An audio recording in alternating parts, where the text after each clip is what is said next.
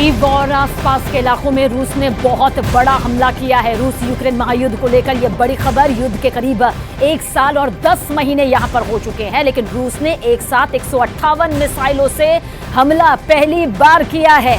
मिसाइलों की बारिश के साथ ही रूस ने ड्रोन हमलों की भी झड़ी लगा दी। कीव से लेकर खार्किव तक रूस ने भारी विनाश किया है। महातबाही का मंजर यहां से सामने आ रहा है। पुतिन का गुस्सा इसीलिए भड़क उठा क्योंकि ज़ेलेंस्की ने रूस के इलाकों में घुसकर हमले कर दिए। अब व्लादिमीर पुतिन का पलटवार ज़ेलेंस्की को बुरी तरह से रुला रहा है।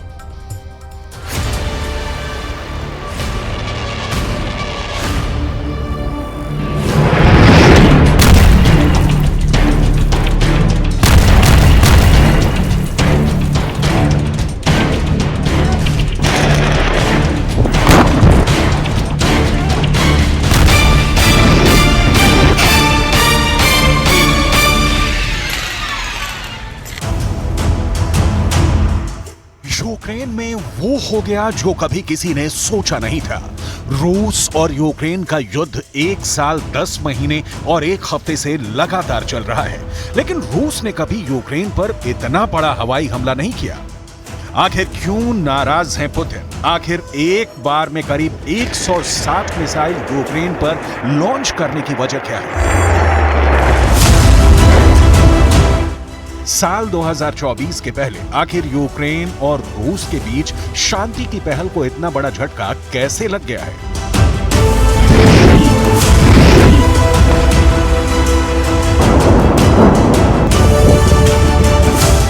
ये सब आपको बताने वाले हैं, लेकिन सबसे पहले देखिए ये चौंकाने वाले आंकड़े।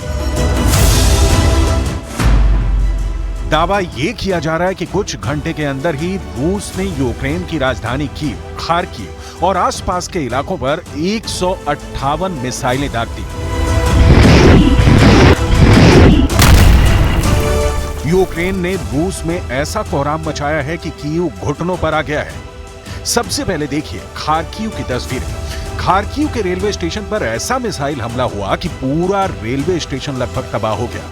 रेलवे स्टेशन की इमारत के शीशे टूट गए, सड़कों पर कांच ही कांच बिखर गया, दीवारों पर छर्रों के निशान नजर आ रहे हैं। ड्रोन्स और मिसाइलों के टुकड़े गवाही दे रहे हैं कि हमला कितना बड़ा था, और एक बहुत बड़ा गड्ढा नजर आ रहा है जहां की मिसाइलें जाकर फटी हैं।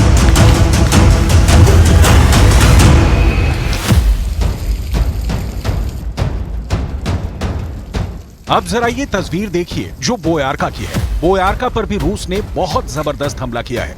यूक्रेन के लोग पूरे जलते हुए मकानों को बचाने की कोशिश कर रहे हैं। इस घर पर मिसाइल और ड्रोन से हमला हुआ है। बोयारका के हर घर के ऊपर दर्जनों ड्रोन्स और मिसाइल से हमला किया गया है। पूरे मकान के ढांचे से आग धधकती हुई नजर आ रही है। किचन पूरी तरह से बर्बाद हो चुका है। Зараз в тому числі організовано надання допомоги за участю органів місцевого самоврядування та наших волонтерів. Тривають аварійно-рятувальні операції щодо пошуку людей, в тому числі, які зникли поки що безвісти. Основне влучання – це в торговий центр. Є влучання і прильот біля пологового будинку. Завдячуючи Богу, ніхто не постраждав. Під час повітряної тривоги частина людей була евакуйована. यूक्रेन को रूस लगातार बुरी तरीके से तबाह कर रहा है। ज़ेलेंस्की शांति कायम करना चाहते हैं, लेकिन रूस तैयार नहीं हो रहा है। रूस की शर्तें बहुत बड़ी हैं। राष्ट्रपति पुतिन ने चीन के नेता शी जिनपिंग से वादा किया था कि यूक्रेन पर उनका आक्रमण 5 साल तक चलेगा। जापानी अखबार निक्केई ने गुरुवार को रिपोर्ट दी है कि पुतिन की टिप्पणी स्पष्ट रूप से मार्च 2023 में शी के मॉस्को यात्रा के दौरान आई थी, जब रूस पहले से ही 1 वर्ष और 1 महीने के युद्ध में था और उसे कई शर्मनाक झटके झेलने पड़े थे।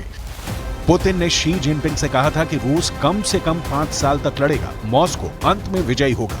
पुतिन के इस बयान से पता चलता है कि वो रिपोर्ट गलत थी, जिसमें कहा गया था कि रूसी नेता चुपचाप युद्ध विराम वार्ता के लिए तत्परता का संकेत दे रहे हैं। ये कहते हुए कि पुतिन 2024 के राष्ट्रपति चुनाव में अपने लाभ के लिए शांति की तलाश का भ्रम पैदा कर सकते हैं। निक्केई की रिपोर्ट पर ना तो क्रेमलिन और ना ही बीजिंग ने कोई टिप्पणी की है, जिसे स्वतंत्र रूप से सत्यापित नहीं किया जा सका है। प्रकाशन के द्वारा शी को शायद पुतिन की 2023 की प्रतिज्ञा पर पूरी तरह भरोसा नहीं था, क्योंकि उन्होंने 24 फरवरी 2022 को यूक्रेन पर आक्रमण से पहले रूसी नेता के इरादों को गलत तरीके से आंका था। अब रूस के विदेश मंत्री ने भी कह दिया है कि शांति के लिए ज़ेलेंस्की के द्वारा दिए बयानों से पता चलता है कि उनका दिमाग बुरी कल्पनाओं से जूझ रहा है। Запад действительно сейчас меняет свою тактику. Может быть, даже задумывается и об уточнении стратегии, потому что если стратегическое поражение России – это стратегия, простите за тавтологию, то эта стратегия провалилась с треском. Это все уже понимают. Начинаются какие-то заходы, нашептывания, а вот почему бы вам вот не встретиться с кем-то, кто там, в Европе где-то вот был бы готов поговорить.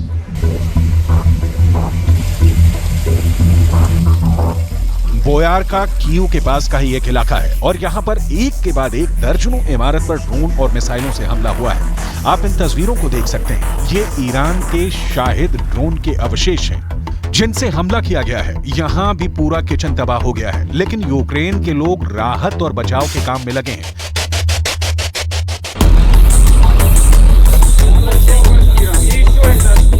रूस ने ओदेसा बंदरगाह पर भी बहुत ताकत से ताबड़तोड़ हमले किए हैं।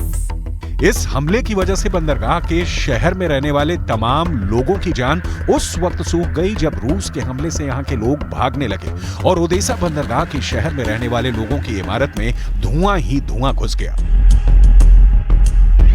लोगों को बचाने के लिए दर्जनों की संख्या में यूक्रेन के फायर फाइटर ऐसी इमारतों के अंदर घुस गए।